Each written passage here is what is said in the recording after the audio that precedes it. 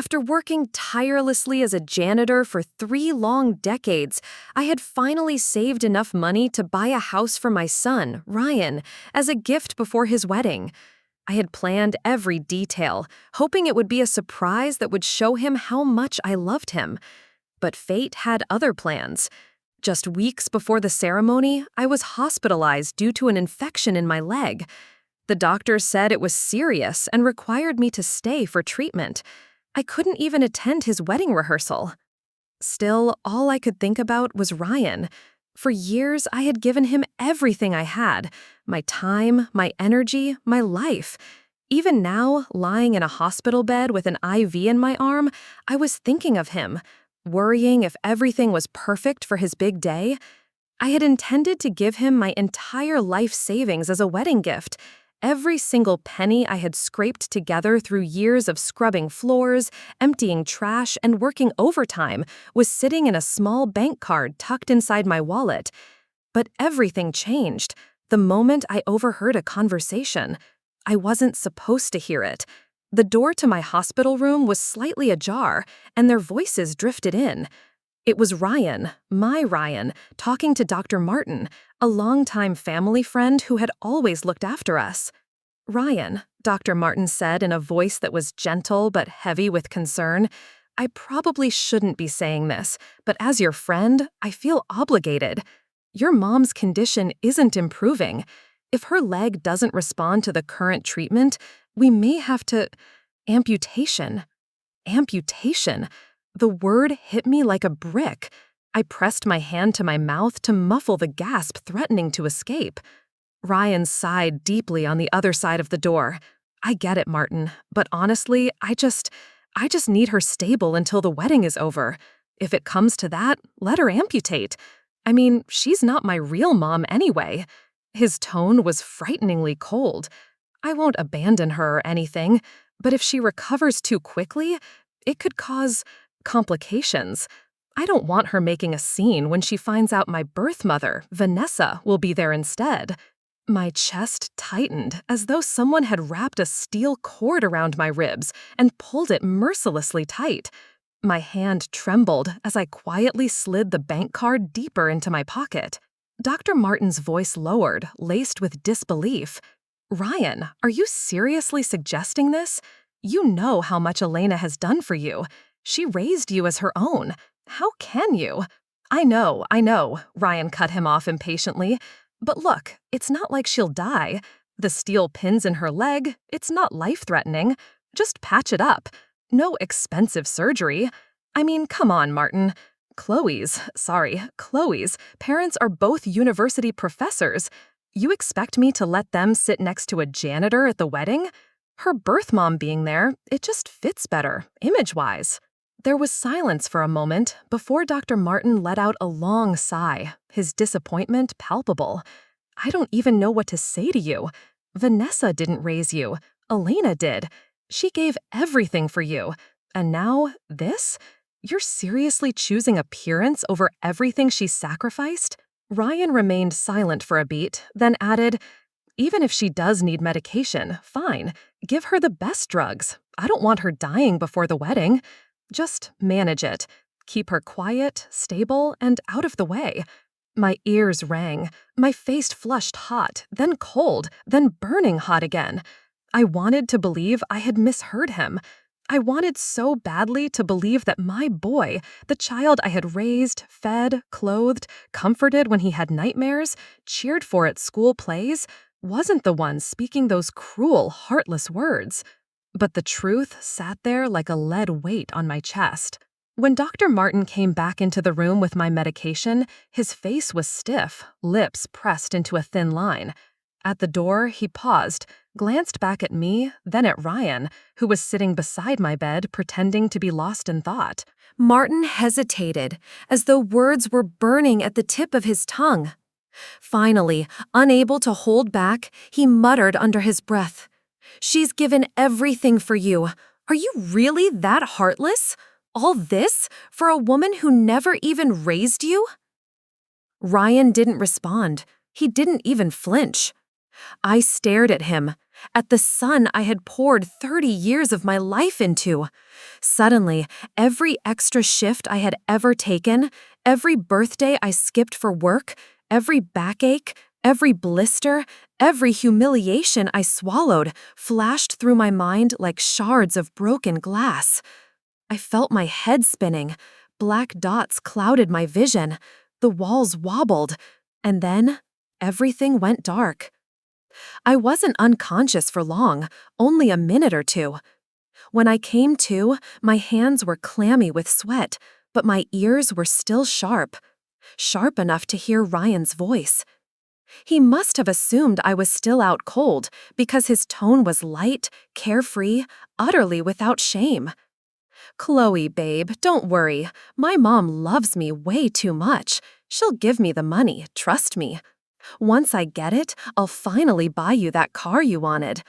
You've already done so much marrying someone like me, knowing my mom's background, but I swear, I'll make it worth it. Just a little longer." I clutched the thin hospital blanket in my hands so tightly that the fabric nearly tore. That car, the one Chloe had been whining about for months. I had overheard the conversations before, but never thought much of it. I always believed that as long as Ryan was happy, none of that mattered. I never refused any of his requests, not once. Not when he asked for money for school. Not when he needed help with the down payment for the apartment. Not when he called needing cash for furniture. But this was something else. "I already told the doctor not to push for surgery," Ryan continued, his voice dripping with calculation. "I mean, if her leg gets worse, she won't be able to show up and embarrass me at the wedding. It's perfect. Don't worry, beautiful. After the wedding, we'll start our family. 2 gorgeous babies, a nice car, and her money to help us raise them." A sharp, stabbing pain shot through my chest. Tears welled up in my eyes before I could stop them. I pressed the heel of my hand against my mouth to keep from making a sound, but the weight in my chest felt unbearable. This was my son. The little boy who once clung to my sleeve at the orphanage, refusing to let go. The boy I had chosen. The child I had promised to protect no matter what. Back then, I had walked away from that orphanage, thinking that maybe I could give him the life no one else would. I started my own business for him. When it failed, I swallowed my pride and scrubbed toilets, mopped floors, and washed windows, anything to make sure he never lacked the things I did. And this was what I got in return. While Ryan was out fetching my next round of medication, he made a mistake, a careless mistake. He left his phone on the chair beside my hospital bed. And he didn't think twice about it. After all, I was just the weak old woman in the hospital bed. Harmless. Powerless. But what he had forgotten was that I knew his password. My hands shook as I picked up the phone, unlocked it, and opened his message history. The first thing I saw was a photo. A picture of Ryan smiling brightly, seated across from a woman at a fancy restaurant. Vanessa, his birth mother. She was elegantly dressed, looking far younger than I did, despite being the same age. Her skin glowed, her hair perfectly styled. It hit me like a slap. When was the last time he called me, just to talk? When was the last time he messaged me, without asking for money? I couldn't remember. I wiped my tears and opened my own phone. My fingers moved quickly as I sent a message to Laura, my best friend for years. "Laura," I typed, "I need your help. Find me the best orthopedic surgeon in the city. No more cutting corners. No more saving. I'm done." Ryan thought I was just the kind of mother who would always forgive, always endure, always give. He thought I was weak. But before I was a mother, I was a woman, and I was about to remind him of that. When Ryan returned to the hospital room and saw me holding my phone, his face lit up with a smile that felt entirely false now that I knew the truth behind it. "Mom," he said, adopting that concerned tone he always used when he wanted something, "you're awake. You were unconscious for so long. I was really scared. I thought something might happen to you." His voice was laced with fake guilt, as if he were the perfect son caught in some tragic moment. I stared at him, keeping my expression gentle, letting him believe I was oblivious to everything I had just discovered. "I'm glad you're okay," Ryan continued, placing a reassuring hand on my arm. "But the doctor said you should really rest, you know? The wedding, well, you're such an important guest, but maybe you shouldn't push yourself. It's probably best if you don't come, for your health." For a moment, my lips parted, and I almost let the truth spill out, the betrayal, the disgust, the pure hurt that trembled in my chest. But then, I smiled. A soft, practiced smile that every mother knows how to fake when hiding her pain. "Oh, don't worry," I said, ruffling his hair the way I used to when he was small. "It's nothing. I'll recover in time. I wouldn't miss your wedding for the world." A flash of panic flickered in Ryan's eyes. It was gone almost instantly, replaced by a sheepish grin. "No, Mom, seriously. The doctor said you should stay in bed. You shouldn't move too much. The wedding will be really busy. Lots of people, lots of walking. I just don't want you to hurt yourself." I continued smiling. I understand, but we'll see." Ryan shifted nervously, clearing his throat. "By the way, Mom, didn't you say, before, that you had something saved for me, as a wedding gift? I was wondering, when were you planning to give it to me?" There it was, the real reason for this visit, the money. My hands itched to slap him, to shout at him for the years of sacrifices he so easily brushed aside. But I didn't, not yet. "I was planning to give it to you," I said softly, meeting his gaze without flinching. "Don't worry, you'll get it." His eyes sparkled with greedy relief, but he tried to mask it behind a smile that was meant to look humble. "Thanks, Mom. You've always been the best." The best, right. Ryan quickly changed the subject. "Anyway, the wedding rehearsal is tomorrow. I'll bring you along, but maybe you can stay in the back, away from the crowd. Chloe's a bit shy, she gets uncomfortable easily, and, well, the smell of the medicine from your leg might bother her." The smell of my medicine?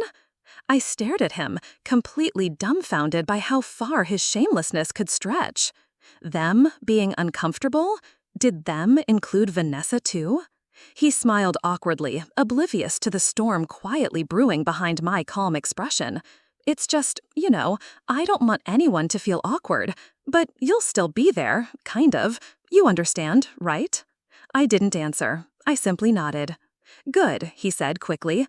"Anyway, let me get you to the car." Ryan wheeled me out of the hospital room like a dutiful son. Anyone watching might have thought what a caring young man he was. They wouldn't see the truth, not yet. When we arrived at the wedding venue for the rehearsal, Ryan was immediately greeted by Chloe, who barely glanced at me. She threw him a tight-lipped smile, then hooked her arm around him and pulled him close, whispering something into his ear. He nodded and turned to me. "Mom, there's a small lounge over there. You can wait inside. We'll come get you later." I glanced toward the lounge. It was practically a storage room, tucked far away from the glamorous main hall, a place to hide things, or people, you didn't want seen. "Of course," I said quietly, wheeling myself over. As I neared the lounge door, I passed a group of staff members setting up the decorations. Their voices drifted over, hushed but not nearly quiet enough. "Did you hear? The groom's having his real mom pretend to be an actress. Taking the place of the adoptive mom? Seriously? The adoptive mother's not coming? She's sick, I think, but honestly, can you blame the guy? Of course he wants his real mom there. It's more fitting." Yeah, I saw his real mom earlier, dressed in all designer clothes. Looks like she belongs at an event like this. Imagine sitting a janitor next to Chloe's parents. Embarrassing. Every word stabbed into me like a needle. I tightened my grip on the wheelchair wheels, forcing myself not to burst into tears then and there. Instead, I pressed forward, reached the lounge, and quietly closed the door. But I couldn't help it. I peeked out through the narrow gap in the door.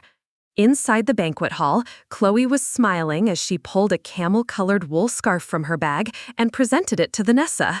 "Miss Vanessa, Ryan's told me so much about you. He always said you were a beauty. I thought he was exaggerating, but now I see he wasn't." Vanessa chuckled, waving her hand dismissively, but clearly pleased. Her entire aura screamed wealth, sophistication, and superiority. A polished version of motherhood, one that had cost her nothing, but was now hers to claim. My hands trembled in my lap. Every time Chloe had seen me in the past, her face was stiff, expressionless, as though simply being near me was a burden. Ryan had always explained it away, saying she was shy or not feeling well. I had believed it. Foolishly. Blindly. Out on the floor, Vanessa stepped aside to take a phone call, and Chloe leaned into Ryan, whispering, "You know, she's definitely rich. Look at the way she dresses. If we play our cards right, maybe she'll help us buy a bigger house. I'm so tired of living in that cramped apartment your mom bought for us." Cramped? The apartment I had bought them, using nearly every penny in my savings. It had been meant as a gift for their wedding, a start for their future. I had spent months searching for the best place I could afford, clean, safe, comfortable. But now it was suddenly tiny, embarrassing, not enough. I bit down hard on my bottom lip, tasting blood. Part of me wanted to storm out right then and there, to scream, to demand answers. But another part, the stronger part, knew it wasn't time yet. As the priest arrived and preparations began, I caught another moment of cold reality. The priest, seeing me in my wheelchair, naturally assumed I was the groom's mother and began to wheel me toward the front.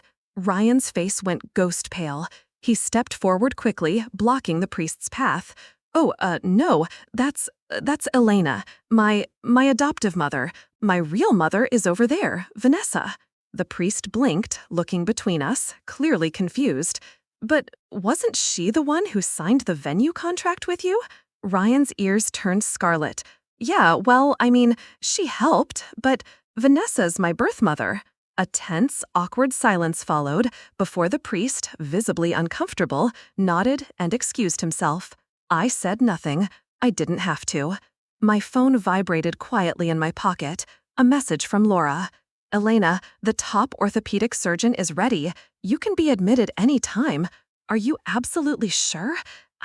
I need to ask. What if Ryan realizes what he's done and regrets it? What if he begs for forgiveness?" I glanced up toward the stage where Ryan stood between Vanessa and Chloe, the three of them laughing, posing for photos, a perfect portrait of harmony. My fingers hovered over the keypad as I typed back. "Laura, if he regrets it, that's not my concern anymore. I've already given him the best years of my life. This is the last gift I'll ever give him." The wedding rehearsal wrapped up as the sun began to dip beneath the skyline, washing the venue in a soft orange glow. Watching him glide through the evening, laughing, smiling, pretending to be the perfect son in front of others, made my stomach twist. It was like watching a performance, except I already knew the ending, and it wasn't a happy one. As we settled in at the table, it became painfully clear that neither Ryan nor Chloe intended to include me in any real way.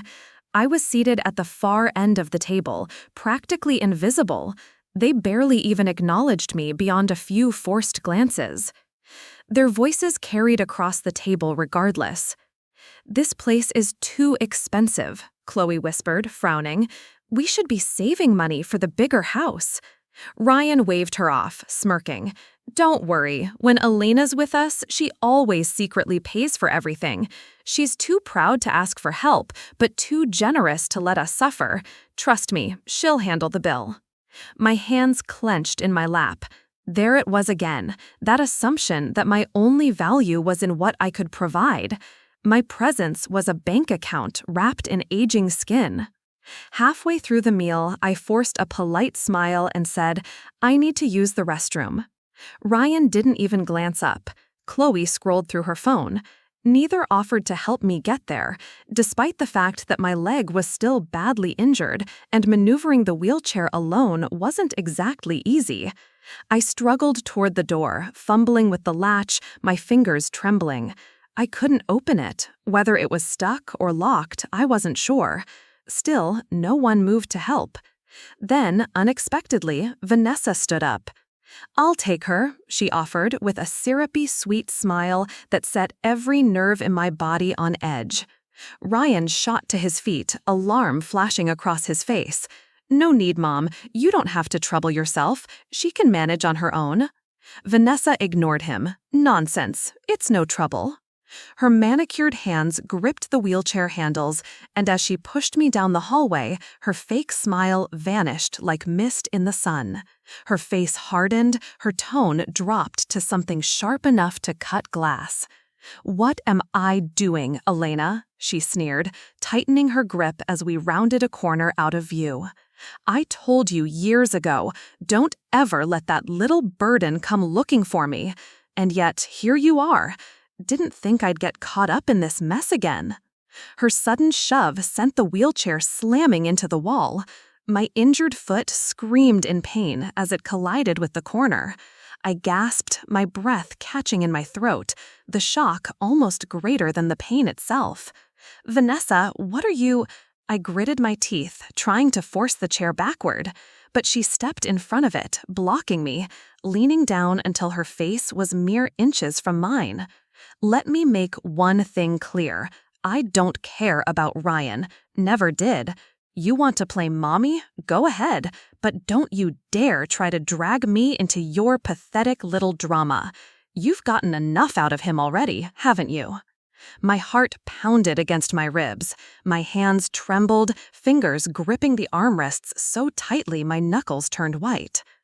"I saw your chat history," I said. "The gifts, the money he's been sending you?" Vanessa's eyes flicked, but she recovered quickly. "And? You think I'm doing this for free? What, you thought you were the only one allowed to milk him for everything he's worth?" My hands trembled, but not from fear anymore, from rage, from betrayal so deep it felt like my very bones were cracking under the weight of it. "I gave him everything," I whispered, more to myself than her. "Her childhood, his education, his home, everything." Vanessa let out a hollow laugh. "And look where it got you." She straightened, smoothing her skirt, her gaze dripping with contempt. "You want advice? Crawl back into whatever hole you came from and stay there. Because if you think for 1 second you can compete with me, you're delusional." Before I could respond, her voice pitched upward into a theatrical wail. "Oh my God, Elena, how could you?" In an instant, she threw herself backward, stumbled over her own high heels, and collapsed to the floor, clutching her ankle as if I had shoved her. Footsteps thundered toward us. Ryan and Chloe appeared around the corner, eyes wide. "Mom!" Ryan rushed to Vanessa, kneeling beside her. "What happened?" Vanessa whimpered, pressing a hand to her ankle. She pushed me. I was just trying to help, and she shoved me into the wall. My ankle, oh, it hurts." Ryan's head snapped toward me, his face twisted with disbelief and fury. "Mom, I can't believe you." I stared at him, utterly numb. No words came. Not because there was nothing to say, but because there were too many words. Words that burned my tongue. Words that would have turned the air to fire. For a moment, just a brief one, I thought he would look past the act, see me, truly see me, and remember everything we'd shared over 30 years. But no. His gaze was hard, judgmental. I thought you were just a woman forced by life to do cleaning work. I respected that. But now, you've disappointed me so much." Disappointed him. The words echoed, hollow and cruel. I didn't even realize Laura had arrived until I felt her hand on my shoulder. Her face was red with fury, her voice trembling. Elena, what happened? Your foot. Oh my God, you're bleeding. I shook my head slowly. It's fine, let's go. Ryan didn't stop me, neither did Chloe. They just stood there, holding Vanessa between them, watching me leave, as if I were some embarrassing stain they couldn't wait to scrub out of their lives. As Laura wheeled me out, she asked, "Why aren't you fighting back?" I gave her a bitter smile. Because I just realized something. What? I've spent my whole life fighting for someone who was never on my side. I discharged myself from the hospital that night. Laura had already arranged the surgery with the best orthopedic surgeon in the city. I signed the paperwork without hesitation. The doctor looked over my chart and smiled gently. The procedure is straightforward. Your recovery will be complete in about a month. A month. A month to recover, a month to build strength, a month to prepare. Lying in the hospital bed after the surgery, staring at the ceiling, a wave of clarity washed over me. For 30 years, I had given, sacrificed, and swallowed my pride. But now, that chapter was over. I was no longer the mother who would bend until she broke. I was Elena, the woman who had survived everything life threw her way. And I wasn't finished yet. Less than a week passed before my phone buzzed with a message from Ryan. Ryan, Mom, why did you leave the hospital without telling me? You know the doctor said you shouldn't leave yet. I was worried. I stared at the message, scoffing under my breath. Worried? Sure. Scrolling down, the next few messages came faster, the tone shifting, as if he were trying to balance guilt and entitlement in the same breath. Mom, I know. Look, I know Chloe and I talked about some stuff before. Maybe we said things that didn't sound nice, but you know how it is. Weddings are stressful. People say dumb things when they're stressed. And about Vanessa being at the wedding, it doesn't mean anything. In my heart, you're still my real mom. You raised me. You're the one who's always been there. Anyway, the wedding's soon, and Chloe really hopes you'll be there. And, about the money. You didn't forget, right? You said you'd give it to me before the wedding. It'd really help us get that new place. You know, start our life right. The audacity. He hadn't messaged me out of love. He hadn't messaged to ask about my leg, or my recovery, or whether I was in pain. No, this was about money. It was always about money. I glanced down at my bandaged foot. The surgery had gone well. The doctors said the bone was healing beautifully. For the first time in weeks, I felt strong. Not just physically, but mentally, emotionally. A kind of steel had grown inside me that hadn't been there before. With a deep breath, I typed my reply. Don't worry, you'll get the money on your wedding day. The morning of the wedding was clear, crisp, and bright. I dressed with care, choosing a sharp, elegant outfit. Not fancy, but bold. A white blouse tucked into slate gray slacks, a tailored jacket, low-heeled shoes that matched perfectly. No one would mistake me for someone pathetic today. I styled my hair back into a sleek twist and applied subtle makeup. Looking at myself in the mirror, I barely recognized the reflection staring back. You don't look like someone's shadow anymore, I told myself. You look like someone who finally belongs to herself. At the venue, guests bustled in. Laughter echoed from the grand hall. Warm music floated through the air, mingling with the floral scents from the giant wedding arrangements. No one noticed me as I slipped into the far corner of the reception space. Good, that was the plan. My eyes scanned the crowd until they landed on Ryan. He stood near the stage, whispering hurriedly into his phone. His expression flickered between smug and anxious. Relax, he was saying. My mom told me she'd bring the money today. Don't worry. She's disabled now. She won't dare cause any trouble. I couldn't help but laugh softly, the sound bitter and sharp. Won't dare, huh? As the wedding march began, the officiant welcomed the guests, and soon after, it was time for speeches. The atmosphere was warm, glittering with joy. Smiling guests raised glasses of champagne. Vanessa sat front and center, dressed head to toe in luxury, soaking in the compliments about how elegant she was, how graceful, how well Ryan took after her. From across the room, I watched Chloe's expression shift, her lips pressed thin. She leaned toward Ryan, whispering something, while glancing at Vanessa. Ryan's brows pulled together. They argued softly, exchanging quick glances around the room like they were trying not to be overheard. Chloe crossed her arms, obviously displeased, as if even the fake luxury around her wasn't enough. And then, Ryan slipped away toward a corner, raising his phone again. That's when I moved. Reaching into the tote bag I'd brought, my fingers wrapped around the object inside, the loud, shrill party horn I'd bought earlier that morning. I took a deep breath and pressed the button. A shrill scream echoed through the hall. Heads snapped toward me. Conversation halted. Even the string quartet stopped mid-song. "Ryan," I called, voice carrying loud and clear. "Are you looking for me?" Ryan spun around, his face draining of color in an instant. His mouth opened, but no sound came. His hands shot up as if he could somehow physically shove me back. "Mom," he stammered, rushing over, his voice lowered in panic. "What are you doing here? I told you, you should be resting, at home." I smiled, sweet, polite, terrifying. "But darling, you told me to bring the money today. How could I do that if I wasn't here?" Gasps rippled through the crowd. Guests turned to whisper. Some covered their mouths, others simply stared. Ryan grabbed my arm, his grip tight. "Please, Mom, let's talk somewhere else, not here." I yanked my arm free. "Oh no, no, no, no. We'll do this right here. After all, everyone's already gathered. Why not share?" His face reddened with horror. Chloe hurried over, clutching his arm. Her face twisted with a mixture of embarrassment and greed. "Fine," she hissed under her breath.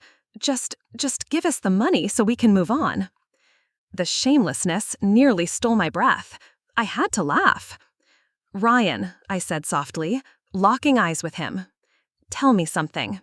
Did you ask your real mother if she has the money?" Vanessa stiffened from across the room. Her painted smile faltered. Ryan floundered, his gaze darting between me and Vanessa. I mean, "Go ahead," I encouraged, raising my voice so every single guest could hear. "Ask her, Vanessa, do you have the money for them?" Vanessa opened her mouth, but before she could speak, the giant screen behind the stage flickered to life. A video began to play. The footage was grainy, but the audio was crisp and clear. It was a recording from 12 years ago, a conversation between me and Vanessa. Her voice rang out. "I've told you 1,000,000 times, I don't want him. Don't let that birding come looking for me. He's your kid now, not mine. I'm not spending a single cent on him." A collective gasp swept through the room. Heads swiveled. Guests exchanged horrified looks. Ryan's face went sheet white. No, this isn't real." Vanessa jumped to her feet, panic flashing in her eyes. "Turn that off. Who did this? Turn it off." The video continued, showing her sneering, crossing her arms. "You wanted him? Fine. He's yours. Don't you ever bring him to me again. Ever." Ryan staggered back like someone had punched him. You didn't. You never wanted me?" I stared at him, every muscle in my face calm, controlled. "You were so desperate to believe that she would save you, lift you up, give you the life you thought you deserved. And now you finally know. She never wanted you, Ryan. Never." The silence that followed was deafening. Ryan's mouth opened, closed. He looked at Vanessa, then at me, his hands trembling. This was the moment, the exact moment when everything crumbled. "No, this can't be true," Ryan stammered, his voice cracking.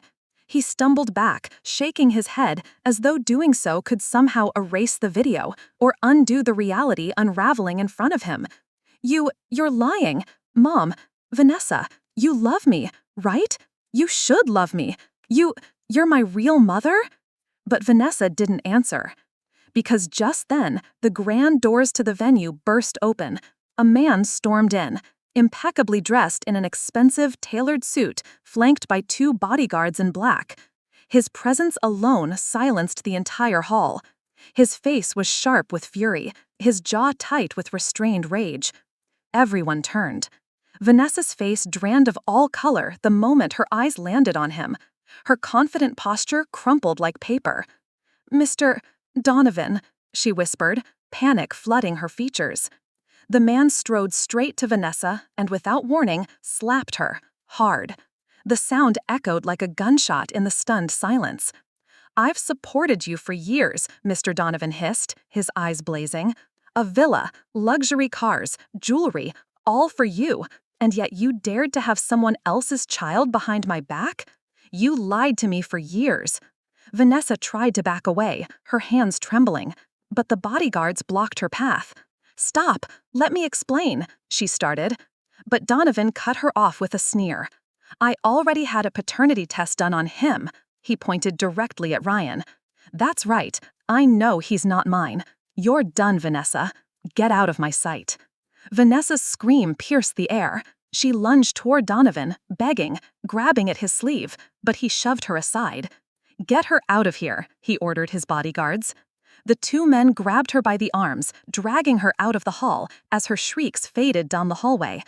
Her expensive shoes clattered loudly against the floor until they disappeared. And just like that, the perfect, dignified image Ryan had built around his real mother shattered into dust. Ryan stood frozen, pale as a ghost, watching his world implode. The guests murmured, whispering behind their hands, their eyes flicking between me, Ryan, and the now empty chair where Vanessa had been sitting just moments ago. I stepped forward. "Ryan," I said quietly, but firmly, my voice carrying with the weight of everything I had endured. "Do you finally understand now? Do you see?" His lips trembled, his hands curled into fists. No, it's not supposed to be like this. You should have just given me the money. You should have helped me." He snapped his head toward Chloe, desperate, pleading. "Chloe, we can still fix this, right?" But Chloe was already taking a step back, eyes darting around the room like a trapped animal. "Fix this?" she hissed under her breath, her voice dripping with rage. "With what, Ryan? Your fake dignity? Your real mom's gone. You don't have anything left. No house, no car. You even sold the apartment your mom bought for us, didn't you?" The gasps. Ryan stiffened. No, I didn't. I was gonna buy something better." "Oh, shut up," Chloe shrieked. "Don't you dare lie to me. You've been stringing me along for years, promising that we'd have a big house, a new car, a perfect life. And now look at us. Look at this circus." Chloe's eyes snapped toward me, her face twisted. "This is all your fault, Elena. If you had just given us the money." I laughed, genuinely laughed, full-bodied and free. The sound bounced off the marble floors and crystal chandeliers like bells of liberation. "Oh, Chloe," I shook my head slowly. "You think I came here to give you money?" I stepped forward, reaching into the bag at my side. Ryan and Chloe's eyes widened in greedy anticipation. But what I pulled out wasn't cash. It was a suitcase. I popped it open, and a flurry of crisp white bills spilled into the air. Except, as they floated down, guests began to murmur. People reached out, grabbing one to inspect it. "They're fake," someone gasped. Sure enough, every single bill was fake, printed on cheap paper, obviously counterfeit. Chloe shrieked, diving toward the suitcase, rifling through the contents like a crazed animal. No, where's the real money? Where is it?" Ryan's face collapsed in horror. "Mom, what is this? What are you doing?" I straightened my jacket, standing tall. "I came here to give you something, all right? A gift. The gift of seeing who you really are." Ryan trembled. "No, you're my mother. You can't." "Am I?" My voice was razor sharp now, stripped of all the softness I'd carried for 30 years. The murmuring of the guests grew louder. Heads shook in disapproval. Some were whispering words like shameful, ungrateful, disgusting. Chloe's, no, Chloe's parents rose from their table, their faces pale with mortification. Her mother hissed, "I told you this family wasn't good enough. Look at this mess." "Don't worry," I said loudly, addressing them and the entire hall. "I've already sold the apartment I bought for Ryan. The deed was in my name. And no, I didn't sell it to buy him a bigger house. I sold it for me." Gasps rang out. "You see," I continued, voice steady, "for 30 years, I gave everything I had, my money, my labor, my youth, my health, for a son who saw me as nothing but a wallet with legs. But that ends today." I turned to face Ryan fully, my expression unflinching. "Congratulations on your wedding. Here's your blessing. You are free now. Free from me, free from my sacrifices, free from my love, because it is no longer yours." Ryan's mouth opened, but nothing came out. His face flushed, then drained pale, then flushed again. He looked like a man drowning with no shore in sight. "Mom, please." His voice cracked, barely a whisper now. "Don't do this. Don't abandon me. Please." I looked at him, really looked at him, for the first time in years, not as a mother desperate for his love, but as a woman standing tall in her own right. "No, Ryan," I said quietly. "You abandoned me a long time ago." And with that, I turned and walked away. As I stepped out of the banquet hall, leaving behind the stunned silence and gaping mouths, a strange sensation washed over me. Relief. A kind of freedom I hadn't felt in decades. Laura was waiting for me near the entrance, leaning against her car with her arms crossed. The moment she saw me, her face lit up with a knowing grin. "Took you long enough," she chuckled. "How'd it go?" "Exactly as planned," I replied, adjusting my jacket. "Better, even."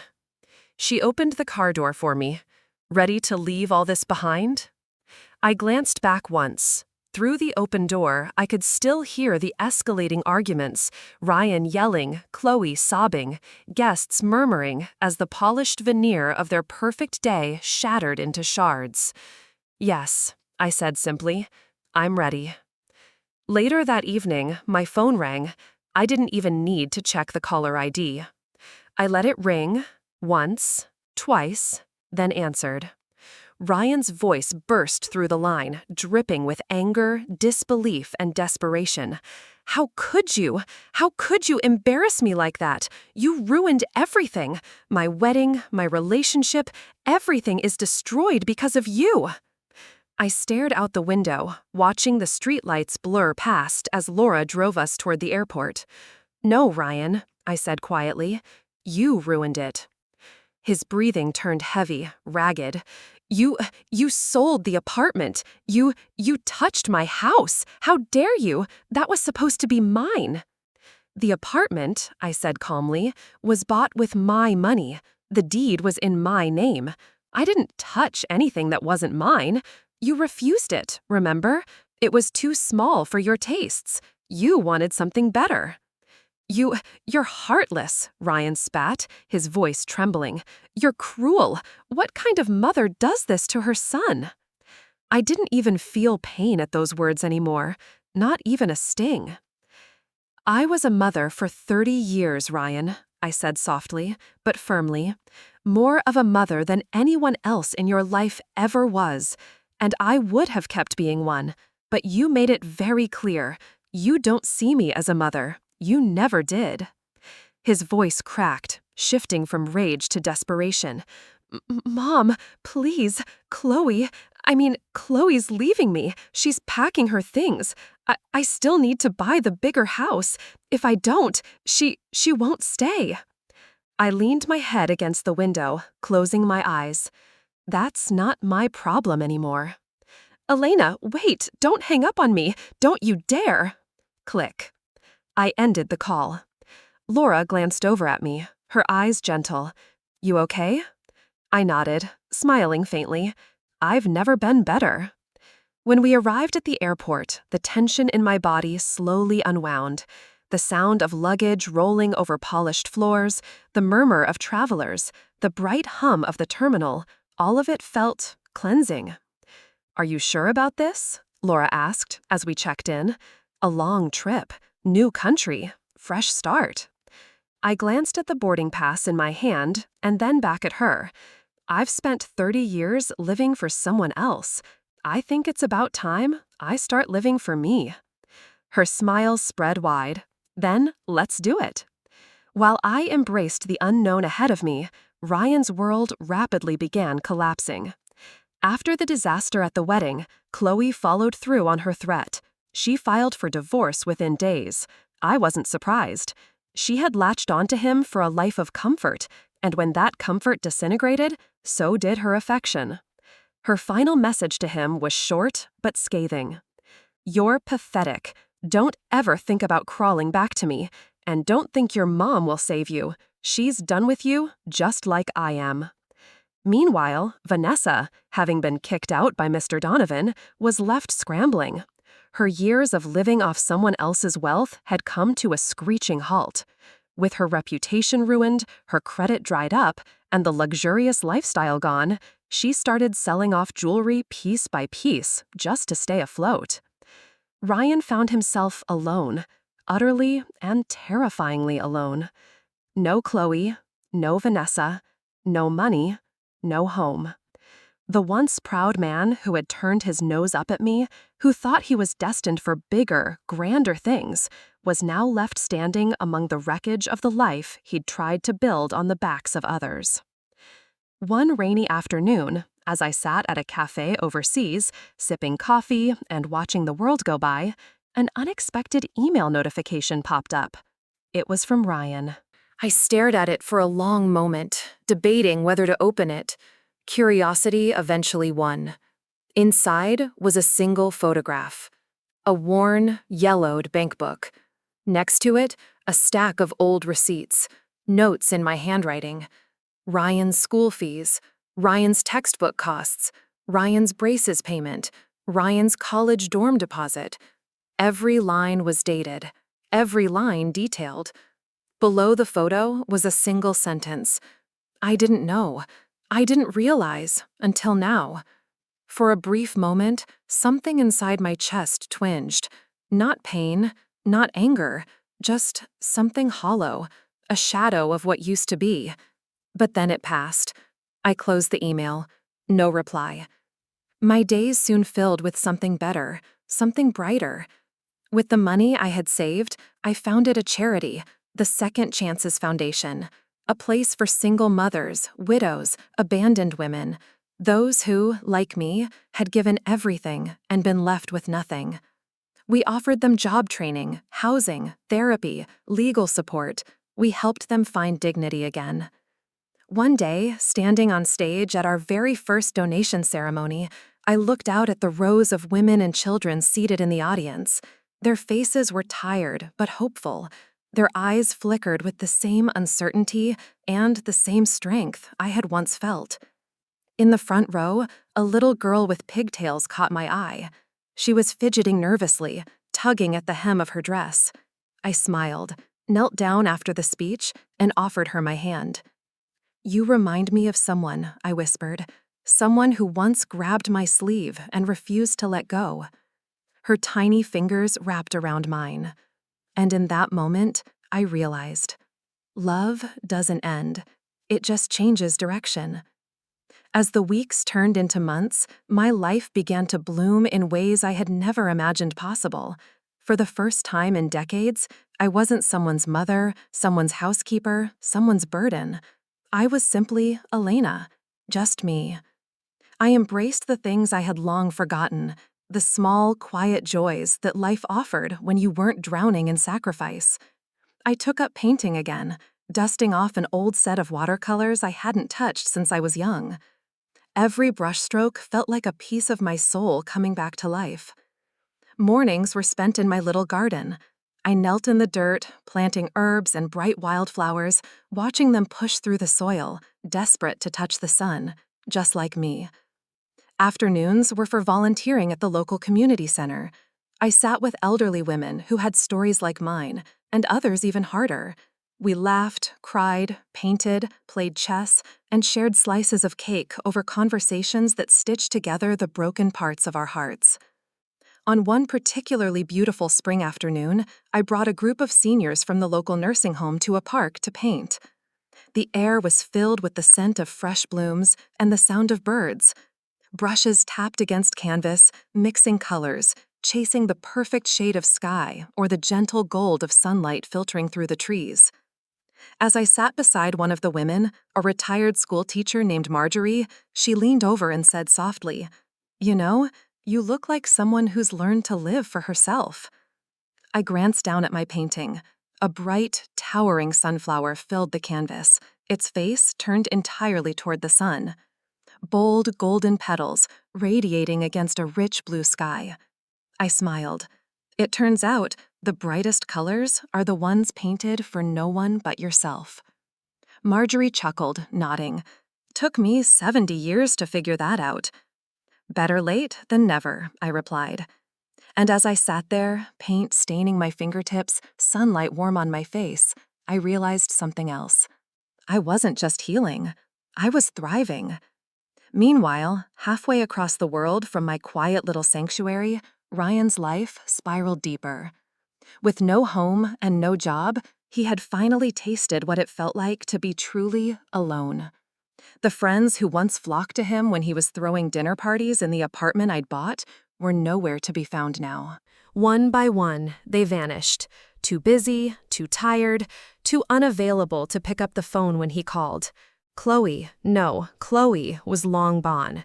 She had left behind not only the marriage, but a string of scathing messages. "You really thought you were something without your mom's money? You're nothing. You always were." Vanessa, after selling the last of her jewelry and being evicted from the hotel where she'd been staying, disappeared entirely from Ryan's life. Whether she left the city or simply didn't care to answer anymore, he never found out. There was a cruel irony to it. For so long, Ryan had believed I was the one holding him back, that being associated with a janitor, a woman with calloused hands and second-hand clothes, was his great shame. And yet, when I was gone, so was everything else. I didn't bother checking in on him. I didn't stalk his social media. I didn't ask mutual acquaintances for updates. It wasn't my responsibility anymore. But life has a strange way of bringing things full circle. 10 winters later, I found myself standing inside the very same orphanage where I had first met Ryan. Only now, I wasn't the desperate, naive woman I once was. I was standing on the other side of the desk. A couple sat before me, nervous and excited, asking questions about the adoption process. Behind them, a cluster of children played with colorful blocks and tiny toy trains. Laughter echoed through the halls. The mother-to-be asked quietly, "What is a mother, truly?" I smiled, a slow, warm smile filled with every lesson my life had taught me. "A mother," I said, my voice soft as sunlight, "is the one who holds the umbrella for you when it rains, but remembers not to block the sunlight when it finally comes." A breeze stirred the curtains, and the afternoon sun filtered in, casting a soft golden halo on the floor. It glimmered against my silver hair, but for the first time, I felt no sorrow about the years that had passed, only gratitude that I had survived them. "And remember," I added, my eyes kind but firm, "never wet your wings trying to dry someone else's feathers. You were born to fly too." The woman nodded slowly, wiping a tear from her cheek. And in that moment, I knew. My story wasn't one of regret. It was one of survival, of rediscovery, of choosing myself. As I walked through the playroom later that day, a young girl tugged at my sleeve. Her hair was tied in uneven pigtails, her eyes wide and searching. "Miss Elena?" she asked in a tiny voice. Can I stay with you?" My heart tightened. In that instant, I saw the reflection of a little boy, years and years ago, clinging to my sleeve, refusing to let go. I knelt, cupping her face in my hands. "Sweetheart," I said softly, This time, we'll choose a family you really like." Her eyes lit up like the sun breaking through clouds, and as I held her small hand in mine, I realized something more powerful than anything I had ever known. Love never runs out. It only grows. Years passed. Seasons came and went, each leaving behind traces of memory. Warm spring rains, the deep gold of autumn leaves, winters dusted in snow, and summers bursting with laughter and sunlight. My hair had turned completely silver now.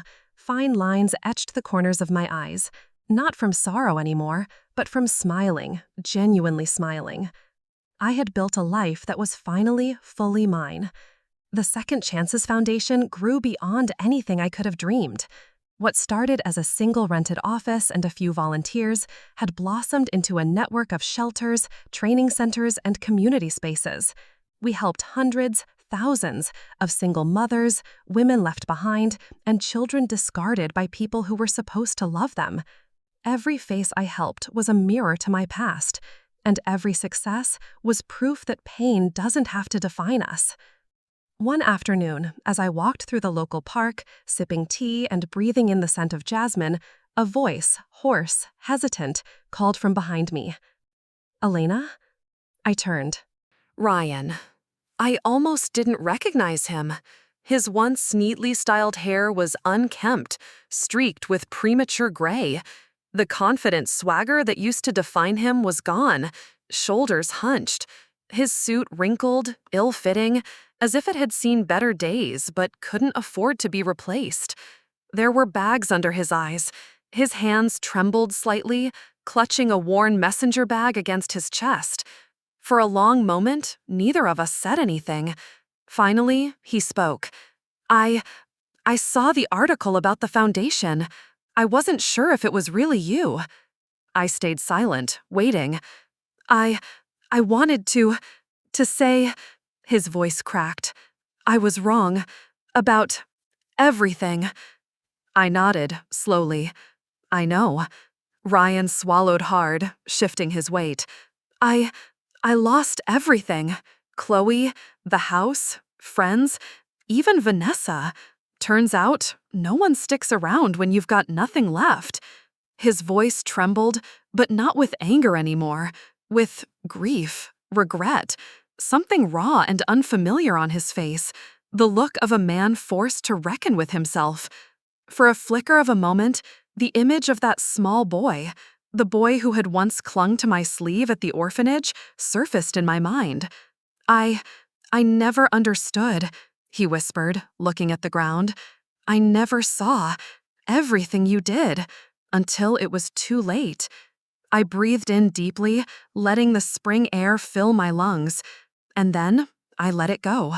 "It wasn't too late for me," I said quietly. "I built a good life. I found my joy.